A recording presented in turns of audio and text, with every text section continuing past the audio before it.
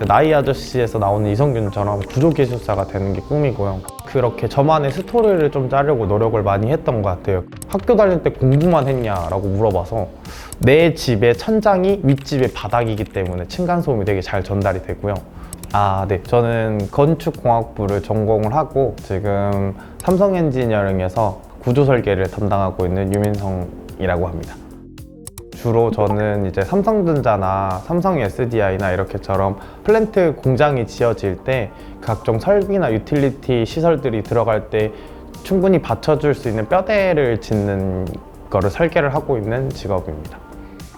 제가 그 건축공학부는 되게 그냥 드라마를 보고 멋있어서 들어가게 됐었는데요. 그러다가 이제 군대 가기 전에 포스코에서 시공 현장 인턴을 했었는데 그때 현장에 가보니까 이제 구조를 알고 계시는 분들이 극히 드물더라고요. 어렸을 때부터 레고 쌓는 걸 좀 좋아해서 그때부터 이제 구조 설계 쪽으로 관심을 많이 가졌던 것 같습니다.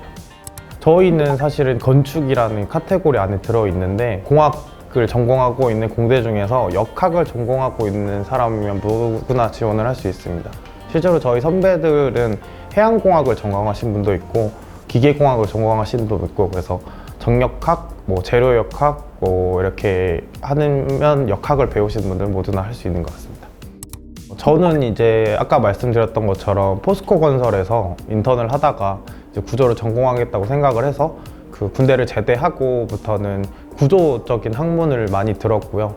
또 이제 제가 처음에 구조가 되게 좀 어렵다고 느껴져서 스터디를 했었는데요. 그 스터디가 선배들이 기술고시를 보고 계시는 분들이 스터디를 하시는 거였어요. 그래서 저도 자연스럽게 기술고시에 몸을 담았던 것 같습니다. 그러면 기술고시 학문이 구조기술사랑 관련돼서 실제로 고시를 보고 있다가 2차까지 몇 번 응시하다가 자연스럽게 4학년 졸업과 동시에 원서를 쓰고 원하는 분야가 나왔기 때문에 자연스럽게 입사를 하게 되었던 것 같습니다.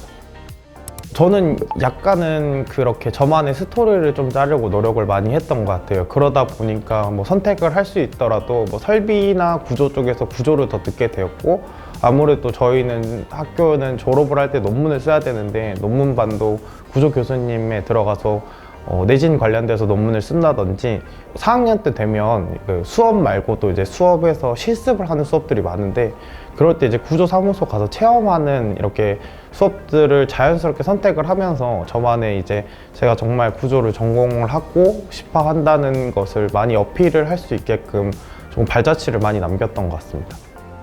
제가 고시를 준비를 계속 하고 있었기 때문에 시간이 부족해서 제가 취직을 할 때는 삼성 하나를 썼었던 것 같습니다. 그러니까 아무래도 제가 가지고 있는 스토리나 스펙, 학점, 교과목을 이렇게 놓고 제가 응시하고자 하는 회사에 필요한 것만 이렇게 뽑았던 것 같아요. 그리고 그 뽑은 거를 다 연결을 해서 저만의 스토리를 만들어서 그걸 좀 강하게 어필을 했던 것 같고요.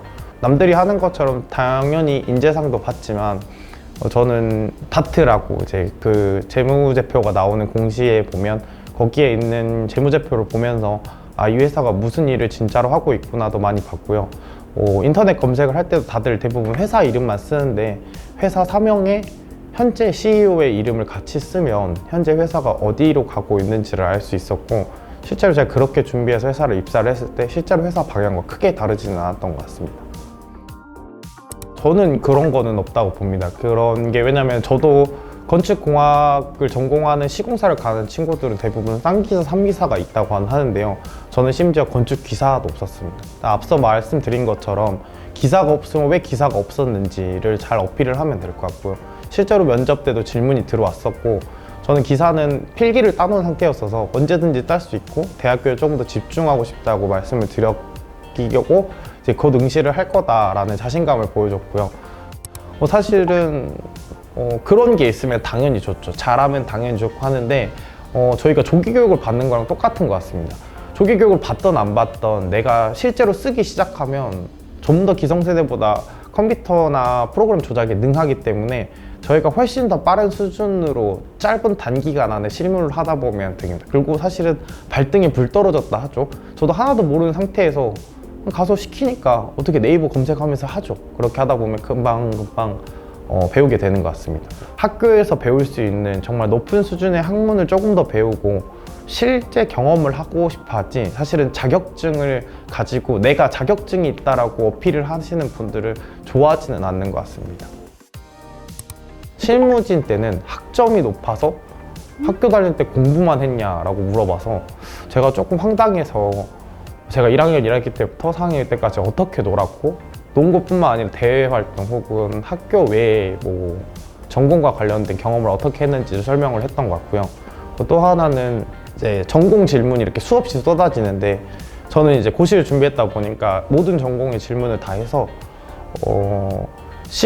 그러니까 저는 구조 설계를 전공을 하는데 이거에 대한 질문지는 끝났고 시공에 관해서 물어봐도 되냐라고 했을 때 그거에 대해서도 답변을 하려고 노력을 했습니다. 근데 사실 이게 학과와 결부가 되는 게 제가 기사를 따지는 않았지만 기사 공부를 했다는 거를 여기서 실무진들이 확인을 했던 것 같습니다. 실제로 제가 지금도 전셋집에서 자취를 하고 있는데 저희 자취집은 다들 친구들이 오면 되게 좋아했던 이유가 저는 들어갈 때 이 구조물의 건축물 대장을 보고 불법 건축물인지 아닌지, 용적 면적이 맞는지 틀린지부터 보고 구조체가 어떻게 꾸려졌는지, 그리고 들어가서 이렇게 다 똑똑똑 해보면서 이게 철근 구조인지 아니면 가벽으로 이루어진 구조인지를 확인을 하면서 아무래도 조금 실생활에 밀접되어 있는 학문을 전공하다 보니까 조금 더 유용한 것 같습니다.